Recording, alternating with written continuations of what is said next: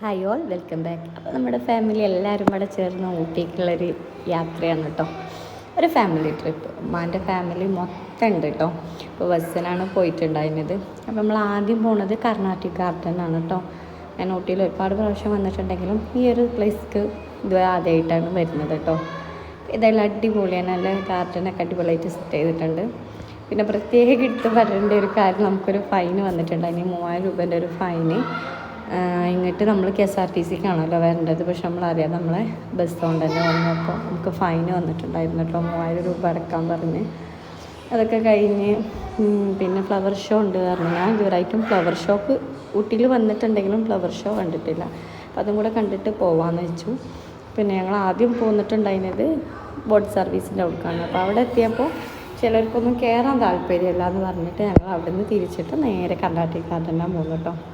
അപ്പോൾ അവിടുന്ന് ഞങ്ങളതൊക്കെ കഴിഞ്ഞിട്ട് നേരെ ബൊട്ടാണിക്കൽ ഗാർഡനിൽ പോയി. അവിടെ അധികം ടൈം നമുക്ക് സ്പെൻഡ് ചെയ്യാൻ പറ്റിയിട്ടുണ്ടായിരുന്നില്ല. കാരണം വലിയ കുട്ടനാകെ കരഞ്ഞ് ചോറയാക്കി അങ്ങനെ എടുക്കണം എന്ന് പറഞ്ഞാൽ വാശി പിടിച്ച് നടക്കുകയും അപ്പോൾ ഒക്കെ പാടായതുകൊണ്ട് നമ്മളൊരു 10-15 മിനിറ്റ് അതിനകത്ത് ഞങ്ങൾ സ്റ്റേ ചെയ്തിട്ടുള്ളൂ കേട്ടോ. ഞങ്ങൾ അപ്പത്തിന് പോന്നു.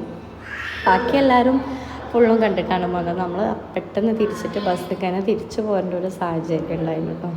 ഇപ്പോൾ പറയാതൊക്കെ വെച്ചാൽ ഈ കർണാട്ടിക് ഗാർഡൻ്റെ അവിടെ അടിപൊളിയായിട്ടാണ് കേട്ടോ. അവർ ഓരോ കാര്യങ്ങളും സെറ്റ് ചെയ്തിരിക്കുന്നത്.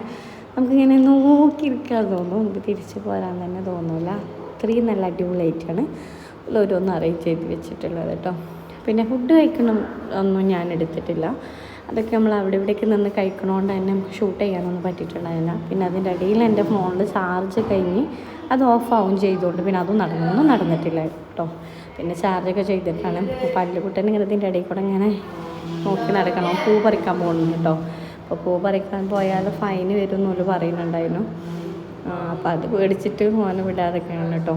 പിന്നെ ഞങ്ങൾ അവിടുന്ന് നേരെ ഞാൻ പറഞ്ഞില്ല ബൊട്ടാണിക്കൽ ഗാർഡനിൽ പോയി അവിടുന്ന് കുറച്ചൊക്കെ ഷൂട്ട് ചെയ്തിട്ടുള്ളൂ കേട്ടോ. അത് കഴിഞ്ഞിട്ട് ഞങ്ങൾ പെട്ടെന്ന് അവിടുന്ന് ഇറങ്ങേണ്ട ഒരു സാഹചര്യമാണ് വന്നത്. ബാക്കി എല്ലാവരും കുറേ കഴിഞ്ഞിട്ടാണ് വന്നത്. ഞങ്ങൾ പെട്ടെന്ന് ഇറങ്ങി തിരിച്ച് ബസ്സിൽ തന്നെ വന്നു. പിന്നെ അവിടെ എത്തിയ ടൈം കൊണ്ട് അല്ലും ആജുവൊക്കെ നല്ല അടിപൊളിയായിട്ട് ഓരോ ടൈം മൂലം എൻജോയ് ചെയ്തിട്ടോ കുറച്ചൊക്കെ. പിന്നെ ബലൂണിന് വേണ്ടി രണ്ടാൾ അടിപിടിയൊക്കെ കൂടി കുറച്ച് കഴിഞ്ഞപ്പോൾ ആളെ മൂഡൊക്കെ ചേഞ്ച് ചെയ്ത് ഞങ്ങൾ പെട്ടെന്ന് പോന്നു. അപ്പോൾ ഇത്രയൊക്കെ തന്നെയുള്ളൂ ഇന്നത്തെ വിശേഷങ്ങൾ.